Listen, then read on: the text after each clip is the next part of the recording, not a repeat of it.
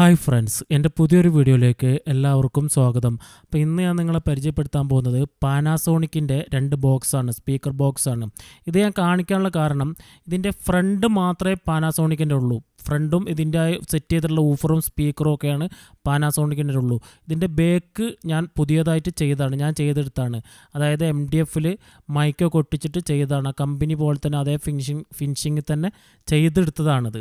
ഇതിൽ ആ കമ്പനി വന്ന ബോക്സൊക്കെ കംപ്ലൈൻ്റ് ആയി പോയതാണ്. അതായത് കുറേ പഴക്കം ചെന്നിട്ട് ഇതിനൊരു 10-25 വർഷം പഴക്കം ഉണ്ടാവും ഈ ഒരു സ്പീക്കറിന്. അപ്പോൾ ഇതിൽ ബോക്സ് അവർ ചെയ്യണം എന്നുണ്ടെങ്കിൽ എനിക്ക് അതിൻ്റെ ഫ്രണ്ട് ഭാഗം മാത്രം അയച്ചു തന്നതാണ്, പാർട്ടി അയച്ചു തന്ന. അപ്പോൾ അതിനനുസരിച്ച് ഞാൻ അതിൻ്റെ അളവൊക്കെ എടുത്ത് ഞാൻ കറക്റ്റായിട്ട് ചെയ്തെടുത്തതാണ് ഈ ഒരു ബോക്സ്.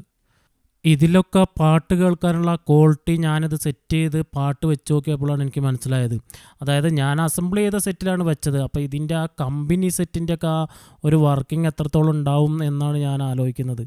അതായത് ഇതിൽ ഞാൻ അസംബ്ലിയുടെ സെറ്റ് തന്നെ വെച്ചപ്പോൾ ഇതിൻ്റെ ഒരു വർക്കിംഗ് നല്ല ക്വാളിറ്റി ഉള്ള ഒരു വർക്കിംഗ് ആണിത്.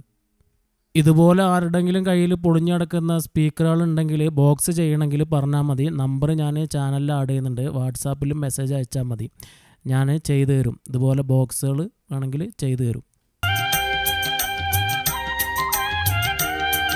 ഇത് കൂടുതൽ നേരം പാട്ടിടാൻ പറ്റില്ല. കൂടുതൽ നേരം പാട്ടിട്ടുണ്ടെങ്കിൽ കോപ്പിറൈറ്റ് വരും, യൂട്യൂബിൽ അപ്ലോഡ് ചെയ്ത് കഴിഞ്ഞിട്ടുണ്ടെങ്കിൽ. അതുകൊണ്ടാണ് കുറേ നേരം പാട്ടിടാത്തത്.